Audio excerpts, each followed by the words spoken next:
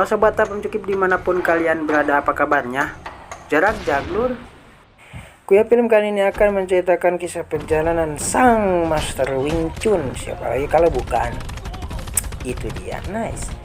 Sebelum lanjut, alangkah nyah-nyohnya apabila Anda melakukan apa yang saya inginkan. Apa itu?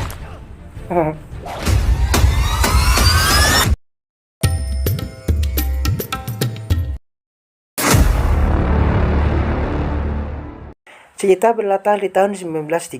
Kita akan diperlihatkan keadaan Cina pada saat itu, tepatnya di kota Foshan, yang mana warganya memiliki hobi yang sangat unik, yaitu bela diri, sehingga ampuhlaya sekali sekolah bela diri di sana. Dan kita akan berfokus pada seorang bapak-bapak sekaligus seorang suami dan ayah yang memiliki kehidupan berkecukupan dan terpandang. Dan ia pun merupakan seorang master bela diri Wing Chun. Ia bernama, itu dia. Namun sedikit berbeda dari master-master lainnya, Ip Man memilih untuk tidak mendirikan sekolah bela diri dan menjalani hidup sebagai masyarakat konvensional pada umumnya. Ketika Ip Man dan keluarga akan atau hendak makan siang, tiba-tiba mereka kedatangan tamu. Yang tamu itu adalah seorang master bela diri di sana yang bernama Master Lee. Yang mana maksud atau tujuan kedatangan Master Lee untuk menjajah kemampuan Ip Man. Setelah selesai makan, dilanjutkan ngopi dan ngudut, Ip Man pun menyetujui ajakan Master Lee. Dan pergelutan pun dimulai.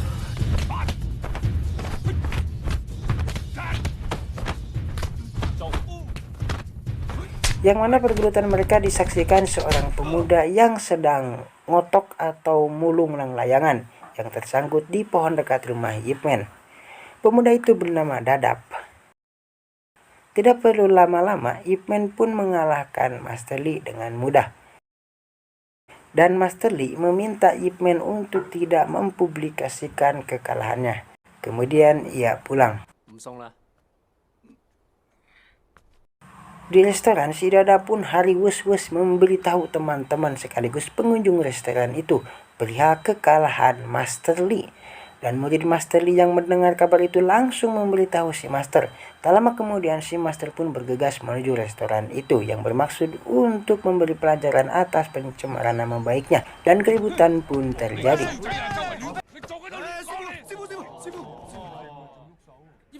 Namun keributan itu dapat dilerai oleh pemilik restoran itu sekaligus kakak dari si Dadap yang bernama Lin.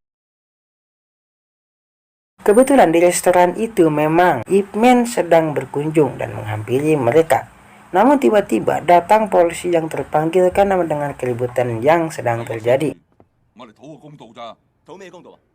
Sebut saja si kapten. Setelah mengetahui permasalahannya, si kapten pun berkata bahwa apa itu bela diri? Sekarang mah senjata cuy. Dan Ip Man pun berhasil melucuti pistol itu.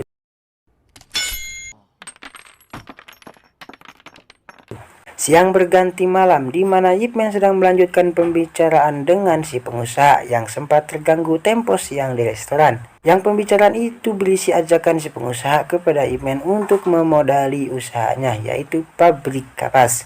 Karena Ip Man orang kaya terpandang, tidak perlu lama-lama langsung menyetujui ajakan itu. Kemudian datanglah si Lin untuk menjajah kemampuan bela dirinya setelah mempelajari jurus baru dan disaksikan masyarakat di sana.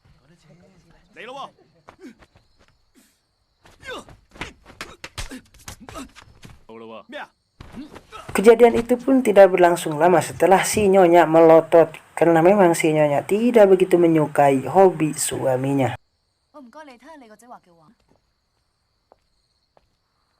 Keesokan harinya kita diperlihatkan rutinitas di kota itu, yaitu bela diri.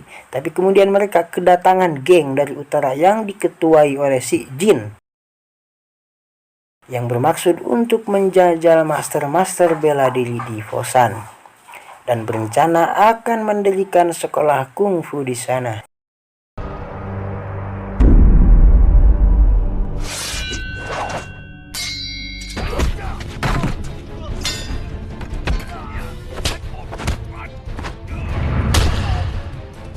Dan master-master pun dengan mudah dapat Jin kalahkan. Setelah mengalahkan master-master yang ada, Jin pun kemudian jajan.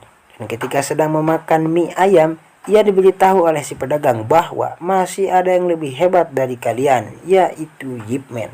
Tidak perlu pikir panjang, Jin dan geng pun bergegas menuju rumah Yip Man sekaligus mengajak masyarakat untuk menyaksikan pergelutannya. Setibanya, Jin memperkenalkan diri dan mengajak Yip Man untuk berduel. Namun Yip Man menolak hal itu. Tapi si Jin melakukan kesalahan tatkala ia berbicara bahwa bukankah Wing Chun didirikan oleh seorang wanita? Dan pergelutan pun akan dimulai setelah si nyonya memperbolehkannya.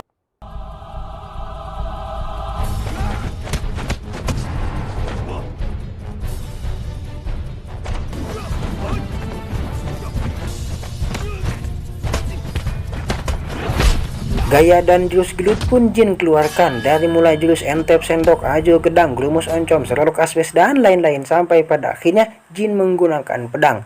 Namun Jin dengan mudah dapat Yip Man kalahkan padahal hanya menggunakan kemeceng sebagai senjatanya.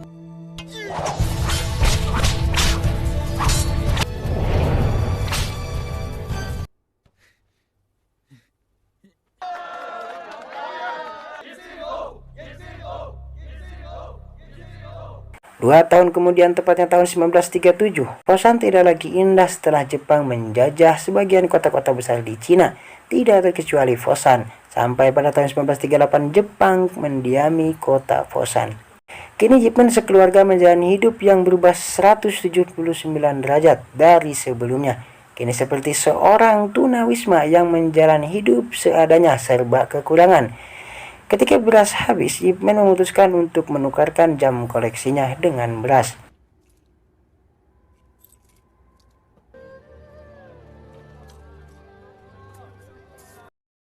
Di tempat penukaran, Yip Man bertemu dengan si pengusaha setelah 2 tahun tidak bertemu. Lalu si pengusaha mengajak Yip Man untuk melihat-lihat keadaan pabrik saat ini.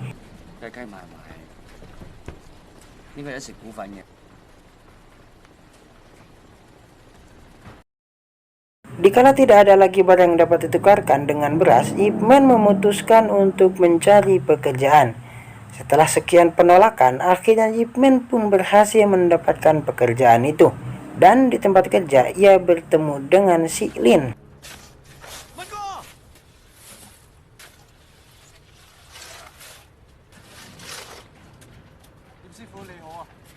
Tibalah waktu jam istirahat dan makan siang, Yip Man menyimpan boled itu yang dimaksudkan untuk dibawa pulang. Melihat kejadian itu, si Lin pun memberikan sebagian bolednya dengan alasan sudah kenyang. Tak lama kemudian datang tentara Jepang dengan si kapten sebagai penerjemah, yang kedatangan mereka untuk mencari yang mau bertanding gelut melawan tentara Jepang, dengan imbalan yang menang mendapatkan sekantung beras. Dan Lin pun ikut meskipun Yip Man melarangnya.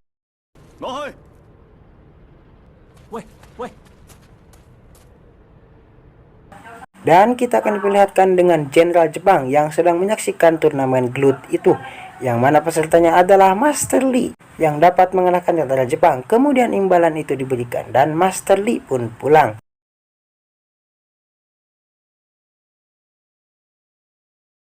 Dan si jenderal tertarik untuk ikut serta bertanding. Dengan melawan 3 orang sekaligus, menang atau kalah tetap akan mendapatkan beras. 2 master pun bersiap, dan yang ketiganya adalah si Lin.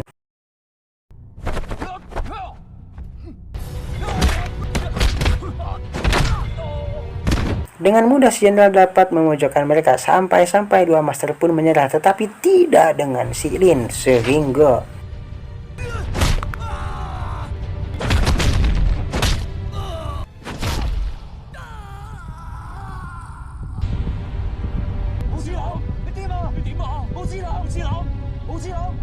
keesokan harinya Yip Man mencari Lin dan menanyakan keberadaannya, namun tidak ada satupun yang mengetahuinya. Kemudian si kapten datang lagi dengan tujuan yang sama, yaitu untuk mencari peserta gelut melawan tentara Jepang.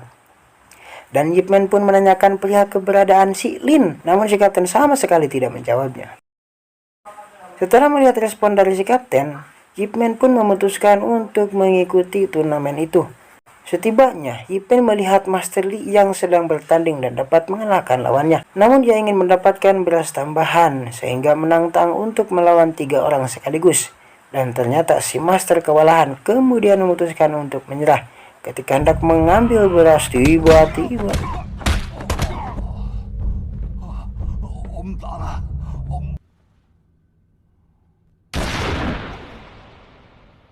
si pengawal jenderal yang polontong pun menembak Master Li.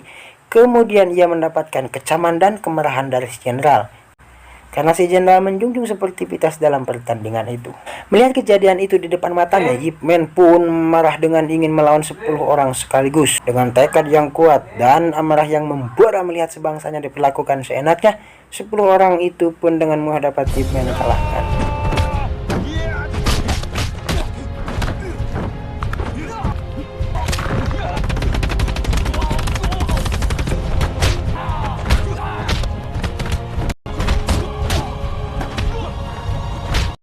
Melihat kejadian itu, si jenderal meminta Ip Man untuk kembali.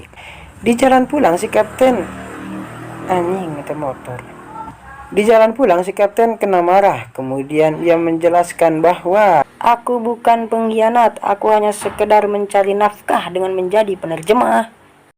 Setibanya di rumah, Ip Man pun disambut istrinya. Namun sebagai istri yang solehah, ia bisa membaca raut muka suaminya sehingga tidak banyak cincong. Kemudian ia membersihkan dan mengobati luka suaminya.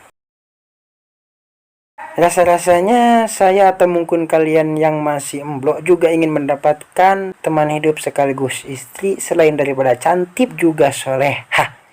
Tapi jangan khawatir sobat, kita juga bisa mendapatkan dengan cara perbaiki diri terlebih dahulu. Karena jodoh itu cerminan diri sendiri, sebagaimana yang tercantum dalam pedoman hidup kita surat An-Nur ayat 26. Oke, lanjut. Sekilas kita beralih pada si Jin yang berprofesi menjadi perampok atau begal. Ia sedang mencegal mobil yang sedang melaju. Kebetulan mobil kali ini yang sedang menarik kapas si pengusaha. Lalu dia memutuskan untuk pergi ke pabrik dan meminta si pengusaha untuk memberikannya uang.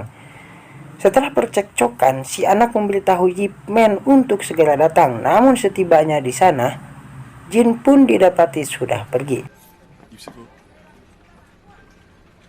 Dan mereka semua yang ada di sana meminta Ip Man untuk melatihnya Wing Chun, tak terkecuali si pengusaha dan anaknya.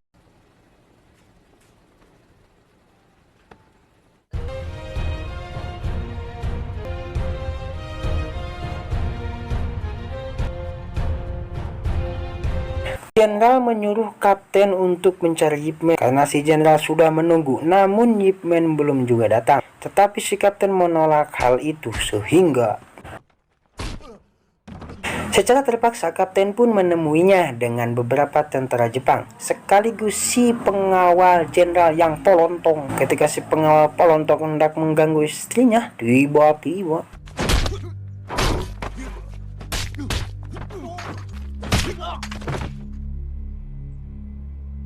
si kapten pun mendapatkan siksaan karena tidak mampu membawa Ip Man.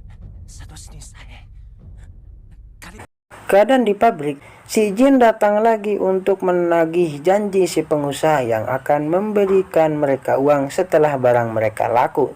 Tetapi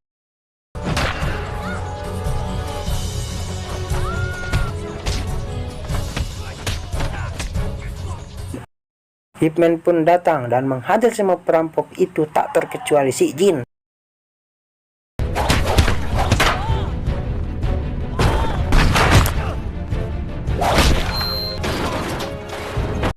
Setelah pergelutan yang sengit, Ip Man menghampiri si Dadap dan memberikan titipan dari kakaknya yaitu Lin dan memberitahu bahwa Lin telah wafat. Yang ternyata kotak kaleng itu berisikan layang-layang. Mendengar si jenderal ada di pabrik dan menyiksa si pengusaha, Ip Man pun menyerahkan diri. Kemudian jenderal meminta Ip Man untuk melatih tentara Jepang bela diri. Tetapi Ip Man tidak menyetujui hal itu dan malah mengajak si jenderal untuk bertanding gelut dan disaksikan seluruh masyarakat Fosan. Kemudian Ip Man pun dibawa. Si jenderal menyetujui hal itu, namun ia sedikit was-was sehingga mewasiatkan bahwa kalau saya kalah, tembak saja dia. Tibalah waktunya di mana pertarungan akan dimulai dan masyarakat antusias untuk menyaksikannya. Pertarungan pun dimulai.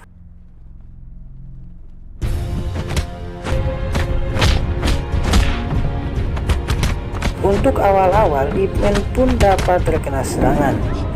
Namun pertarungan sesungguhnya baru akan dimulai, di mana ketika Ip Man sudah menyingsingkan lengan bajunya sehingga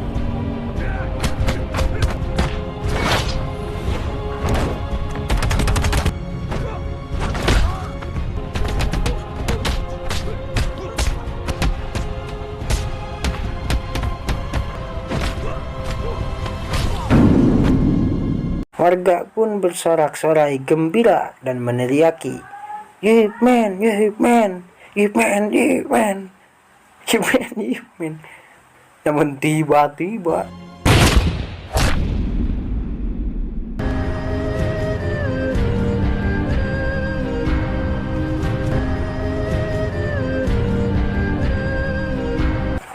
beruntung tembakan itu tidak mengenai anggota tubuh yang fatal, sehingga ia dapat diselamatkan. Kemudian mereka pergi menuju Hong Kong.